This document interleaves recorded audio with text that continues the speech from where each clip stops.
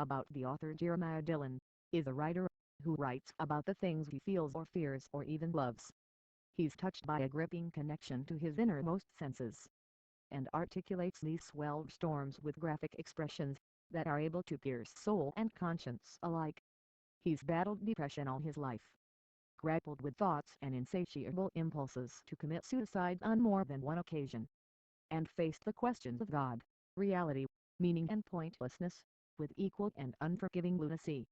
The state of anyone's mind is arguable, and that is certainly true of this author. But he stands firm in his beliefs, and presents confident support for his views. He believes in a living unanimous God, a wholly begotten Christ, duty to life, and above all vanity, the call to be decent and kind to each other. In further examination of this author's stance on life, he believes in the spirit of Christ rather than Christianity, and in the spirit of humanity, rather than the individual. He prompts the heart of compassion and decency, over and against the world as we know it, that is armed with both carefulness and boldness, patient, not anxious, true, not reactive, and certain in its engagement, not timid, not apathetic, and not scared of enemy or death.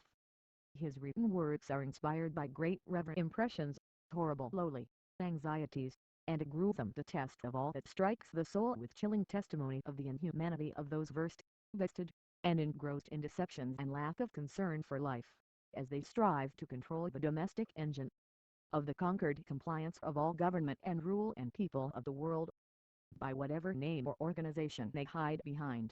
He counts them as his enemies. Confession, creed, manifesto, and all that such stuff. The following is Jeremiah's message. A man can be proven wrong, always.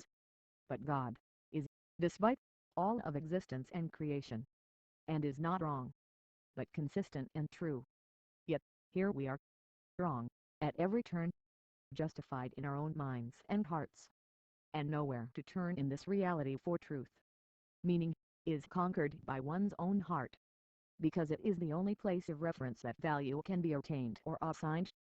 But truth is not objective or critical or assigned for perspective, though reality is purely the skepticism of perspective. No, truth is something altogether its own reality, wholly preserved and testified by its own counsel. We have no truth, and we seek endlessly to know why, or to know where. Yet, there is no satisfying this emptiness or this void, because only truth can solve such a requirement.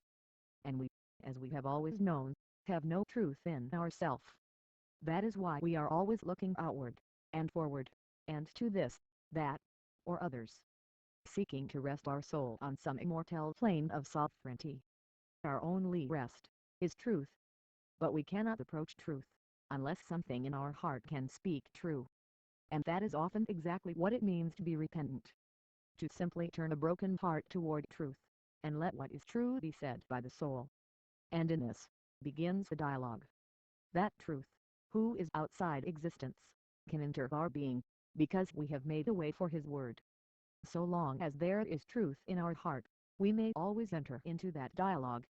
That what is true in our heart may speak with he, who is that eternal truth, who creation calls God and Father. And in this truth, we may know him that is true, and he may know us,